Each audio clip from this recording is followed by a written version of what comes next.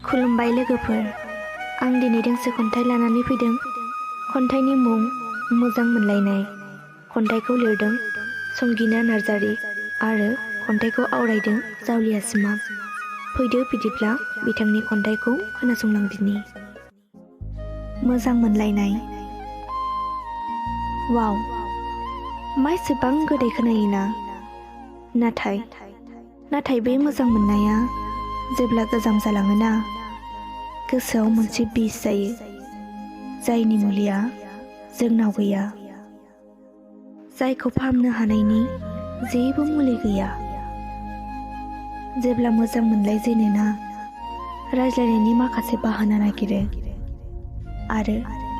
आरो जेब्ला बे मोजां मोननायानो गोजाम जालाङो, गोजानाव थांनायनि बाहाना नागिरो। जेब्ला मोजां मोनलायजेनोना, बिनि गासैबो खोथाखौनो गोदै मोनजोबो, बिनि रावखौनो खोनासंबाय थानो गोसो जायो। रायज्लायबाबो गोसोआनो अहाया, जायजों रायज्लायनानै टाइमा माब्ला थाङो आन्दाजखौनो मोना, जायखौ लोगो हमबाय थानो गोसो जायो, जायनि महरखौ नायबाबो अहाया। नाथाय मोनसे सम फैयो, बेबादि फैयो जे बिनि रावखौनो खोनासंनो बालाङो, बिनि गासैबो रावावनो बिस गोनां मोनजोबो, रस गैयै मोनो।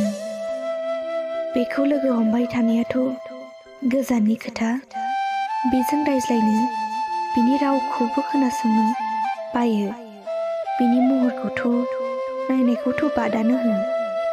ओरैबायदि जायो जे जायखौ मोजां मोनोमोन, जायजों रायज्लायालासे सानसेबो थानो हायामोन, जायनि रावखौ खोनायालासे गोसोआ थानो हायामोन, बिखौ माबोरै बावलाङो, माबोरै बावनो हायो? एसेनोसै, गोजोन्थों।